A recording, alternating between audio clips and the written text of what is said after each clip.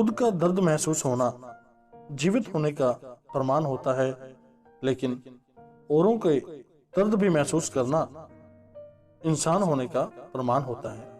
जी हाँ दोस्तों, इसी बात के ऊपर आज हम बात करेंगे, तो प्लीज आप बने रहिए मेरे साथ। साथियों, जैसे आप जानते हैं कि कुछ ही दिनों में बसंत पंचमी आने वाली है।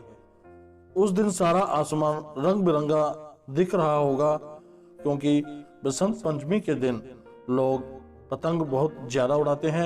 यानी कि उस दिन सारा दिन ही कई लोग तो पतंगबाजी करते रहते हैं।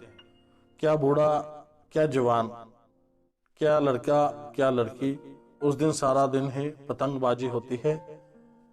या यूं कहें कि उस दिन पूरा मस्ती जैसा माहौल होता है। जैसे कि एक दूसरे की जब पतंग को काटते हैं तो वो खुशी के मारे इतने चीखते चिल्लाते हैं कि पता नहीं कितनी बड़ी उन्होंने जंग जीत ली हो। तो दोस्तों, जब वो एक पतंग को काटते हैं तो वो जो कटी हुई पतंग है सभी को वो दिख जाती है।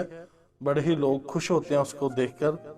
लेकिन पतंग कटी हुई तो सबको दिखेगी, लेकिन उसी धागे से, उसी डोर से जिससे पतंग कटी है, लेकिन उससे एक जिंदगी और कट जाती है किसी की, वो किसी को क्यों नहीं दिखती।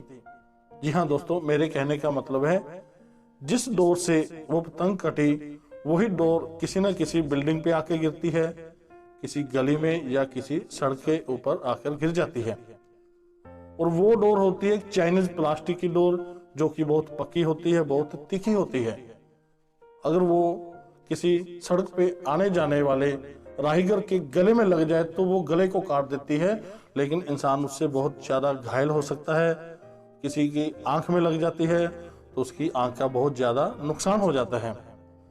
तो कई बार क्या होता है, बेजुबान जो पक्षी होते हैं वो उस डोर में उलझ जाते हैं, उससे निकल नहीं सकते, क्योंकि वो डोर उनसे कटती नहीं। वो तीखी बहुत है, प्लास्टिक की होती है, वो पक्की बहुत होती है, जो चाइनीज डोर होती है।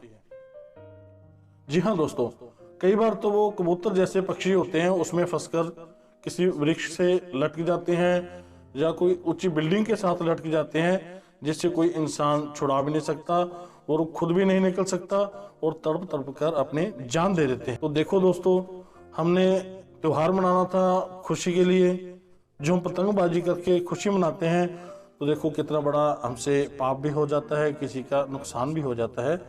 तो कई लोग बहुत अच्छे भी होते हैं। बहुत सारे लोगों ने, आपको दिखाता हूँ, बहुत सारे लोग इन कबूतरों को डोर से बड़ी मुश्किल से छुड़वाते हैं। कई तो बेचारों के पंख कट जाते हैं, वो उड़ने लायक नहीं रहते, क्योंकि पांव कट जाते हैं, लहू लुहान हो जाते हैं। देखो इन तस्वीरों में कितना बुरा हाल है। तो मेरे कहने का मतलब है दोस्तों, मैं ऐसे नहीं कह रहा कि आप पतंग ना उड़ाओ, पतंग उड़ाओ, लेकिन किसी और की जान का नुकसान ना हो। तो आप थोड़ा सिंपल जो धागा होता है, सिंपल डोर यूज कर लो कॉटन की, उससे भी बहुत बढ़िया पतंग उड़ते हैं। कुछ जरूरी थोड़ी है हमने प्लास्टिक की ही धागे से पतंग उड़ाना है। तो प्लीज मेरे कहने का बार बार यही मतलब है कि किसी का जान माल का नुकसान ना हो, किसी की आंख को नुकसान ना हो, किसी का गला ना कट जाए।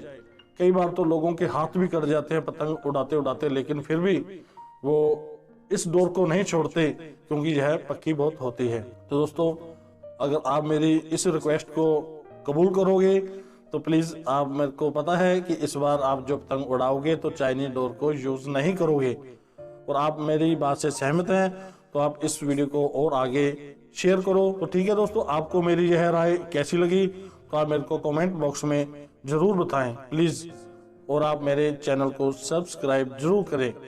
धन्यवाद।